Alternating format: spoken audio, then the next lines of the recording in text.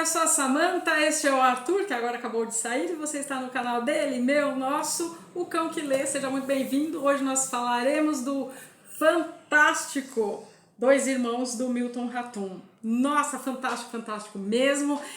Quer drama familiar? Aqui tem. Quer treta? Tem. Quer briga entre irmãos? Tem. Quer casamento terminando entre esposa e marido? Tem. Estupro? Tem. Curiosidades no ar? Tem. Incesto? Tem. Assim, aqui a gente tem aquele drama familiar, assim. É treta, é treta, é treta. Tá aqui. Milton Ratum, brasileiro. Nascido em 1952, esse livro é do ano 2000, ou seja, está fazendo 23 anos este ano. Se você que está aí nasceu em 2000, você tem a idade deste livro, que ganhou sim o prêmio Jabuti. Tem para mim que vai virar um clássico da literatura nacional, se já não é, porque assim retrata muito da realidade brasileira. Bom, ele está vivo ainda, o Milton Ratum, espero um dia muito poder conhecê-lo. Tem outras obras publicadas. Essa minha ediçãozinha eu não gosto, né? Assim, de edição de bolsa, você já sabe, porque a fonte é muito pequena, a diagramação fica muito ruim, mas é um livro que dá para você ler rapidinho. Ele só tem 190 e pouquinhas páginas, não chega a 200, e atrás tem essa historinha de nasceu em 1952, arquiteto, lecionou na Federal do Amazonas e da Califórnia também, acho que Berkeley. Mas ele é de fato formado em arquitetura e depois acho que em letras tem um agradecimento aqui no começo. Bom, do que se trata essa história? Todos esses elementos que eu disse para vocês e mais. E digo mais, ele escreve deliciosamente gostoso, chega a ser poético, de tão belo, de tão arrumado que é. Tenho para mim, antes de começar a falar do enredo que se trata, que por ele ser arquiteto, ele arquitetou muito bem. Sim, sem querer, assim, sabe? Ele chutou a bola em direção ao gol e fez um golaço. Tem pra mim que foi isso, por quê? Porque, por ser arquiteto, pra mim, essa trama toda, ela é extremamente bem escrita, bem redigida. Ele, como eu disse, escreve muito bonito, mas tá tudo assim, tão bem feito. Sabe, né, arquiteto que projeta as coisas bem projetadinho, assim? Foi o que ele fez com essa obra. Então, vamos lá.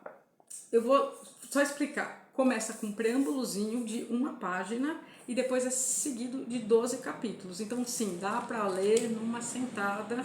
Eu só acho que fica meu adendo, Companhia das Letras, quem quer que for que amanhã depois compre direitos autorais.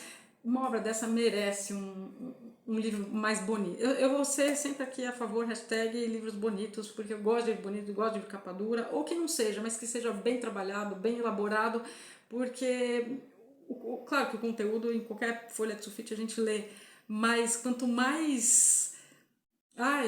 valoriza ainda mais o conteúdo, sabe? Fica bonita, é uma experiência. Ainda mais eu que estou aqui tentando incentivar a leitura, não quero que você pegue qualquer coisa, tipo, tá, vou ler. Não, aqui tem vai muito além. Então vamos lá, que a gente tem muitas coisas para conversar de Dois Irmãos, do Milton Ratum. Vamos por muitas partes. Essa história é um romance urbano, se passa em Manaus entre os anos de 1920 e 1960, tá? Então é esse o cenário que a gente está falando, a gente está falando, ou seja, de um século atrás. A gente tem Zana, guardem esse nome, que é a mãe, a gente tem a Lin, que é o pai, e tem os gêmeos, são dois irmãos gêmeos, Omar e Yacube. Tem uma descendência libanesa, por isso esses nomes diferenciados.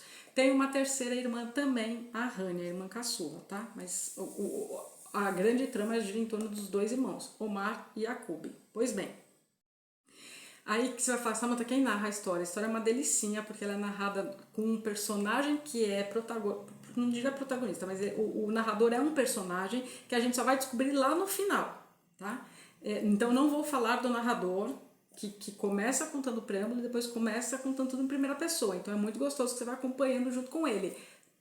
Porém, como ele é um narrador em primeira pessoa, a gente já tem um pé atrás, né? A gente sabe que quando é narrado em primeira pessoa, você já tá com viés de alguém. Não é um terceiro olhar contando a história. E ele narra também baseado nas coisas que ele ouviu. nas coisas que ele ouviu e nas coisas que ele presenciou. Então, de certo modo, ele participa também da história depois de um X tempo. E as coisas que ele ouviu, que contaram para ele e tudo mais. Guardem isso. Bom, eu vou acabar falando o nome dele sim, porque aqui vai residir a grande beleza e a questão do livro, mas não tem spoiler, então pode ficar aí. Chama Nael esse narrador, é que a gente só vai entender direito qual é a dele lá pro fim da história. Porque a trama toda vai se passar em quem? Halim conhece Zana, e aí vamos aos pais, antes de falar dos gêmeos. Aí tem os gêmeos, Omar e Yaqub, beleza. Não vai ter spoiler, que eu quero que você leia essa história, mas talvez não descarta a possibilidade de falar dos transtornos dessa mãe, desse pai e desse filho e deles aqui. Bom, vamos lá. O que se passa aqui nessa história? Esses gêmeos, tão logo eles nascem e a rivalidade entre eles vai se acirrando, a mãe, Zana, claramente prefere o Omar, mas assim, disparado, ela prefere o Omar em tudo. Ah, Samantha, quem é quem na história? Omar. Omar é aquele filho detestável, é aquele filho problema, é aquele filho vagabundo, não tenho outro termo para falar, é aquele filho imprestável, é aquele filho que não quer nada com nada da vida, e a mãe prefere ele. E o Yaqub? Yaqub é o filho certinho, é o filho que estuda, é o filho que trabalha, é o filho que você fala assim, nossa, que delicinha de criança. E atentem, são gêmeos. E por que eu tô falando atentem? Porque em psicologia, a gente não, assim, gêmeos são muito importantes até para estudos, para a gente ter base e parâmetros. Por quê? Porque quando tem-se gêmeos, a gente tem aquela mesma mãe e aquele mesmo pai no mesmo período de vida. Aí você vai falar, Samantha, mas e aí, quando tem-se outros irmãos, não é a mesma mãe e o mesmo pai? Óbvio que são a mesma mãe e o mesmo pai, só que em momentos diferentes de vida.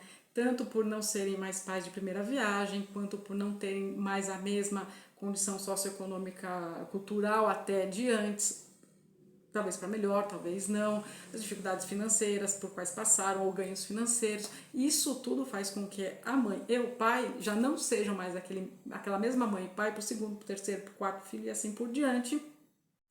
E de acordo com a época, se a gente tem diferenças de idade de irmãos de 2, 3 anos, a mudança nesses pais é menor. Quando passa 10 anos, 15 anos, 20 anos, não só a mudança dos pais dos pais, né, enquanto pessoas, indivíduos, mas enquanto a sociedade. Se a sociedade muda, automaticamente reflete também no comportamento deles e aí também dá as rivalidades entre os irmãos. Atentem, onde tiver irmão, sempre vai ter confusão, sempre vai ter briga, sempre vai ter treta. Não tem como, porque cada irmão vai ser diferente e esses pais também serão diferentes para cada irmão. Então, por isso que o parâmetro gêmeos, e aqui ele foi muito feliz de usar 2 gêmeos idênticos e bonitos, para não ter aquela diferença de um irmão é assim, outro irmão é assado, não, os dois são muito parecidos, os dois são criados por esta mesma mãe e mesmo pai no mesmo momento de vida da sociedade e dos pais. Então guardem isso, que isso é muito importante, porque daí também ajuda a explicar por que essa diferenciação, né? Não é que foi um filho indesejado, não, foram 2 e vieram ao mundo e estão aí. Omar e Yaqub, beleza. Aí eles começam a crescer e a rivalidade começa a se acirrar. Yaqub é o filho bonzinho, o filho legal, o filho que a mãe acaba preterindo em nome do Omar, que é o filho que é detestável. Você não quer ser amigo do Omar, você olha sempre o seu Omar e fala assim, por que essa mãe tá passando pano para ele e não tá dando atenção pro outro? Por quê? Porque aí logo aqui no começo, o que acontece? Tem uma moça, os dois se apaixonam pela mesma menina, a Lívia, a personagem, e acaba que, por causa dela, o Omar, que é aquela delicinha assim que só a mãe perturbada para gostar, pegou uma garrafa, quebrou a garrafa e cortou o rosto do Yaqub. Aí você pensa, pô, tá tudo errado, porque tipo, os dois gostam da mesma menina e assim, deixa a menina escolher com quem quer ficar, não é mesmo? Porque afinal de contas são idênticos, fisicamente falando, mas a essência de cada um é cada um. Não, aí atentem, essa mãe pegou e fez o quê? Mandou o filho pra Líbia, só que em vez de dar uma boa surra, vou falar desse jeito, uma boa surra, colocar limites nesse moleque e falar, olha, não é assim, você tá errado. Não, essa mãe acaba que faz com que o Ali mande o Yaqub pro Líbano, passar os perrengues lá, trabalhar por lá, enfim. Mas como o Yaqub é certinho, bom, foi, trabalhou, estudou, depois foi para São Paulo e tudo mais. Tá. O que acontece com essa mãe Zana e com esse pai Ali?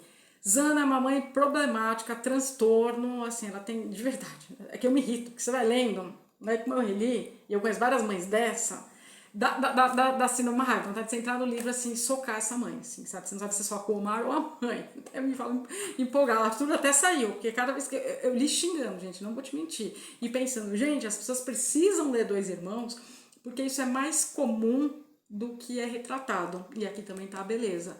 Porque a mãe é a Zana é aquela mãe controladora, dominadora, do tipo, olha aqui, Aline, você vai lá, cuida dos negócios e aqui da casa cuido eu.